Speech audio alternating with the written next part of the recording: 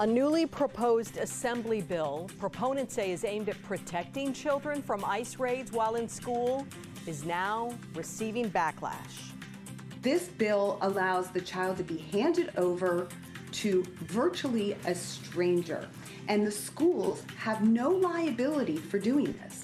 A look at what's outlined in this proposal and why critics are worried that if it passes, the bill would only further put student safety at risk. Beaches across the East Coast are expecting disastrous conditions as Hurricane Erin moves through the Atlantic. What several coastal cities are up against and how emergency crews are working to ensure people stay clear of the water. The Trump administration is now touting a milestone number of arrests in Washington, D.C. as its crackdown on crime in the area continues.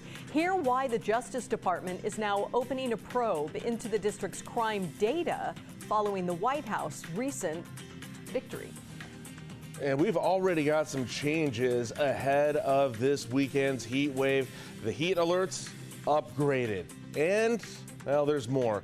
Details coming up in your Great Day forecast. You're watching Fox 26, and now, Great Day.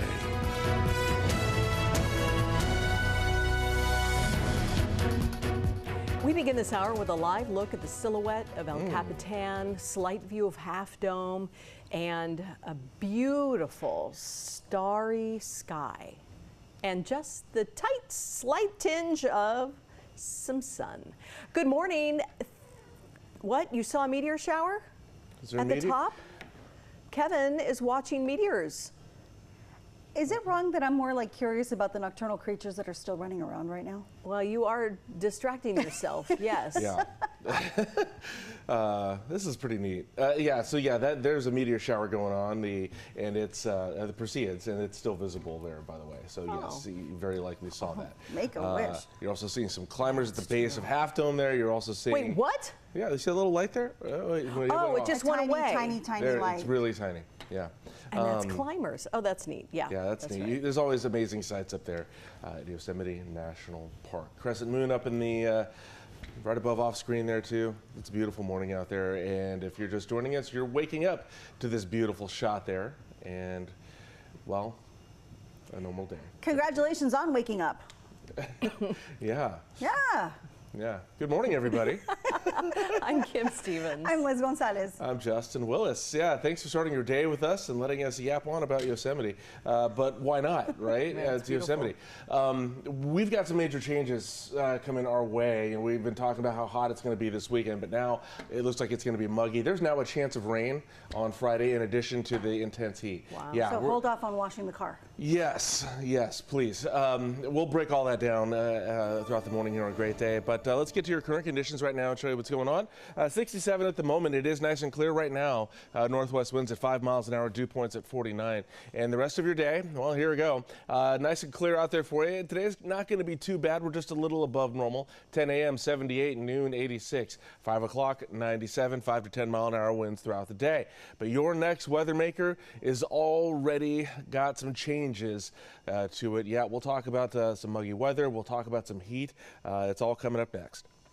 Time is now 5:03. We're expecting to get more information today about a deadly stabbing in central Fresno. Police were called to a large fight in the area of Orchard and Grant around 4 yesterday afternoon. When they arrived, officers say they found a 30-year-old man who had fallen to the ground during the fight after he was stabbed several times. Emergency services provided life-saving measures, but the man later died at a hospital. Again, more information expected to be released. The Madera County Sheriff's Office, meantime, needs your help finding family members of a man who died a month ago. They tell us that 45-year-old Fernando Cruz died on July 20th. He was also known as Fausto Cruz Cuevas. If you know him or anyone related to him, contact the Madera County Sheriff's Office. If you have children in school, here's an assembly bill that you should know about. If it becomes law, it would allow anyone to pull a child out of school, no court order or parent signature required. AB 495 is called the Family Preparedness Plan Act. The Southern California Assemblywoman who wrote it says the act would educate child care providers to prepare for ICE raids. The bill outlines that an 8-question affidavit is sufficient enough to determine a minor's residency without input from a guardian. Also, that a parent's signature or seal or signature of the court is not required to pull a child out of school. Critics of this proposal say that is the biggest problem. Just handing someone else's child over to virtually a stranger and saying, here, you now have temporary custody of this child. There's no safeguards whatsoever. Any 18-year-old can basically take claim to a child with an 8-question affidavit that doesn't get filed anywhere, doesn't go through the court system. There's no background checks for the person who picks them up. There's no check-ins. There's no confirmation that the person is who they say they are. There's nothing to safeguard this child. Well, the bill is sitting in the Appropriations Committee until it determines whether California has enough money to support the cost of the bill. It will remain there until voted on, which has to happen by August 29th. Our time is 5:05. Here we go. All right, so low pressure is starting to dissipate here, and now we're getting a convergence of high pressure out in the Pacific and coming back from the east here. Low pressure drawing up moisture up into the Sierra Nevada mountains, and that's going to have a major impact on us in addition to the heat. So here, let's get to the advisories here and show you what's going on. We've got alerts really all over the state now. Check this out. So let's start off here in the more centrally located areas. We got a heat advisory there for most of the San Joaquin Valley, from Merced all the way down to the South Valley, but kind of skirts around Fresno, because in Fresno we have an extreme heat warning here, and these are in effect Friday through Sunday morning. Here we're looking at triple digits and above 105 in a lot of places out there. More heat alerts. Really, look at this up and down the state. Heat advisory in Northern California Friday and Saturday. Heat advisory in the Bay Area. That one's tomorrow into Friday there. Over in the towards the coastline there, Monterey County there, San Benito County, heat advisory until Friday there. Extreme heat warning over in San Luis Obispo, Santa Barbara County. Another thing we're really paying attention to is a fire weather warning there. Look at this all along the Grapevine there. East of it, west of it there. In addition to the heat, it's going to be 100, 105 in Santa Clarita, by the way.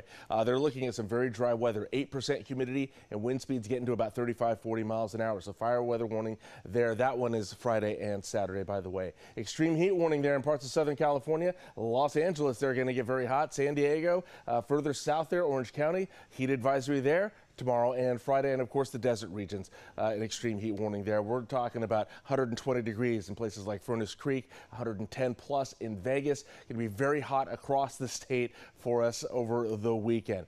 Also, going to be a little muggy out there. Check out the Futurecast here. Let me show you what's going on with this, because we've got some developments here in the Sierra Nevada mountains. Friday, we've got some activity going on in the High Sierra. We got about a 20% chance of rain in Fresno, by the way, on Saturday. So be prepared for a little mugginess out there. Higher elevations there Friday night. Check out Saturday. Things get pretty heavy up top there. And with the dryness that we're going to be seeing in some places and possible lightning strikes and thunder, that could be dangerous there. So we're talking about some critical weather here this coming weekend. Sunday afternoon, another chance of thunderstorm activity in the mountains there. And then again Monday too, a little further north this time there. So this is going to be an interesting weekend and early part of next week, as it's going to be hot. And we've got some chances for thunderstorm activity there, especially in the mountains there. So we'll continue to keep an eye on that, but brace yourselves for what's coming. Check this out. 98 is our high today. That's 2 degrees above normal there. Not too bad, right? But then we're at 103 tomorrow, and that's plenty hot. But then we get to 107 on Friday, and that's when that extreme heat warning begins out there for us. Our overnight lows are going to be in the 70s. We might not get that low. Probably not a whole lot of relief overnight there. And you'll notice a little bit of an increase in cloud cover starting tomorrow. All right, up next, we're going to get a look at your highs and lows for today. We'll try to focus on today for you next. All right, time is now 5:08. Happening today, Texas lawmakers will be reconvening as they try to pass the newly drawn congressional maps, aiming to give the GOP 5 more seats. Several House Democrats did spend the night in the chamber after ripping up agreements that only allowed them to leave under police escort. They joined Representative Nicole Collier, who refused to sign the so-called permission slip.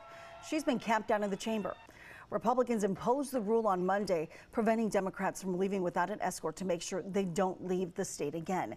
For about 2 weeks, absentee Democrats were able to hold up a vote on congressional redistricting because they had left. A final vote on those maps could come as early as this morning. The Democrats admit they have few tools left to block the plan, which they say will strip representation from minority communities.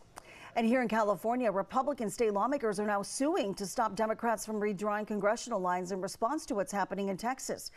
A group of lawmakers is now calling on the state Supreme Court for an emergency injunction.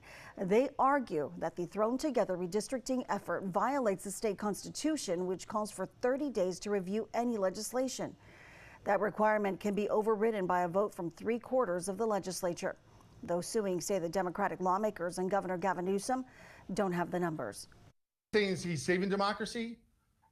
He's destroying democracy in California if he's successful. Because what will end up happening is we won't have any competitive seats throughout the state of California, and the voters will have no voice. That's not good for Democrats, independents, or Republicans, or for our democracy. And when does it stop?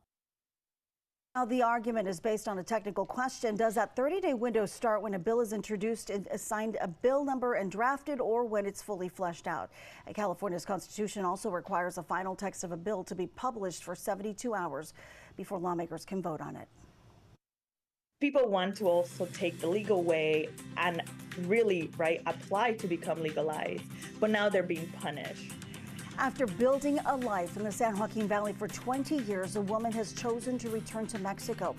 Hear why she's hoping to empower other immigrants by sharing the story of her voluntary departure from the U.S. The Chuck Chansey Sky Camp, sponsored by Chuck Chansey Gold Resort and Casino. And here's a live look now at downtown Fresno from above the Fox 26 studios. Don't quite see any meteors just yet.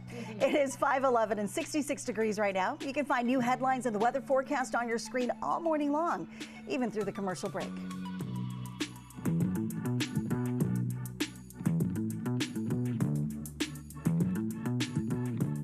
Hi, I'm Monty Torres of Fox 26 News on YouTube. Thank you for checking out our YouTube channel, where we have loads of great content for you to choose from. And while you're here, why not click on the subscribe button right here? That way you can stay in touch with all the latest breaking news, everything news related within the Central Valley. And thank you for watching.